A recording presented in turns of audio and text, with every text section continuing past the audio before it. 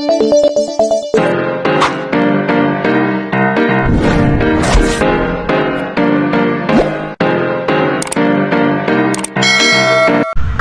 music. So ito guys madalas pa rin ba tayo nakaka-receive ng muted due to copyright claim. So ito guys actually meron na ako nito magal na. So ngayon, chinek ko ngayon doon sa mga reels uploaded ko. Actually madami ito. So ngayon ang natira dalawa na lang. So binalikan ko ulit. Eto, kailangan na natin gumawa ng action dito kasi matagal na to eh.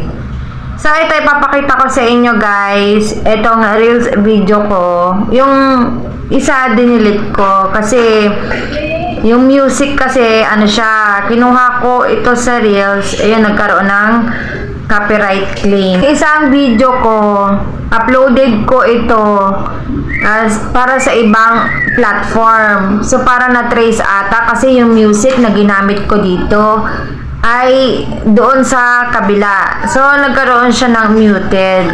Kapag nakakuha tayo ng music sa iba, yung voice over natin dito, nami-muted din. So, ngayon, dinownload ko siya, yung muted na copyright claim. Wala nang sound. So, hinahanap ko ngayon yung mga save video ko.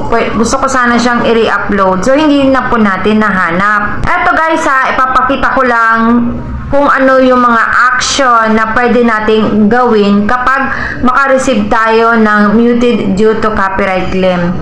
Depende po sa inyo yan kung anong action ang gagawin nyo. Base po sa akin, talagang sayang po yung views doon. At that time kasi matagal na ito. So, hindi pa tayo naka-receive ng stars. So, para sa akin, less stress talaga. Dinidelete ko talaga yung video. It's okay na mabawasan yung views natin. Ito ay lesson din sa akin part na maging aware at sumunod talaga doon sa standard ni Daddy Meta. So, ito guys, ipapakita ko na sa inyo. Watch nyo ng mabuti at babasahin po natin ang isa-isa ito para mas maintindihan po natin bago po tayo mag-decide kung gusto ba nating i-delete yung video natin. So, ito guys, kapag chinek po natin sa support inbox natin, wala po tayong makikitang violation. So, aware po tayo dito guys yung muted due to copyright claim, hindi po talaga natin nakikita ito sa alerts natin.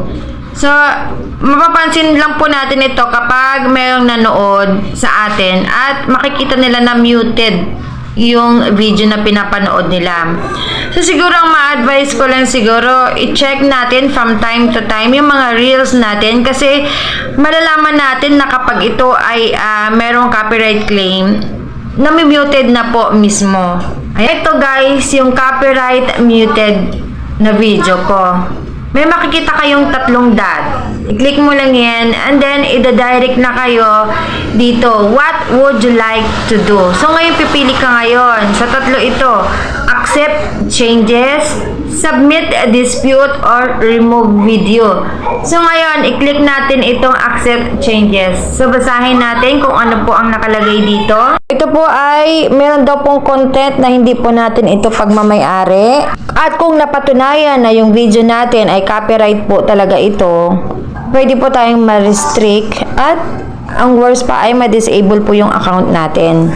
Submit dispute. So, ito guys, maraming nagkiklik dito. Kasi, syempre, sayang talaga yung views. So, alamin natin ang ibig sabihin nitong submit dispute. Na-acknowledge mo yung rights ng content. Karoon ka ng permission to use it. So, ito, una, nilalaman ng content na ginawa mong video ay merong nagmamay-ari. So, itong pangalawa, kung sa palagay mo na ikaw ang nagmamay-ari ng content at nagkaroon ng pagkakamali, yung mga AI, so pwede mo itong i-click or pwede mo itong i-appeal. Yung mismong may-ari ng content, kaya na-dispute yung video mo, i-check niya ngayon at mag-aantay po tayo ng response within a days. So ito guys, kapag naging successful po yung na-dispute na in-appeal natin, ibabalik din po ito yung video natin.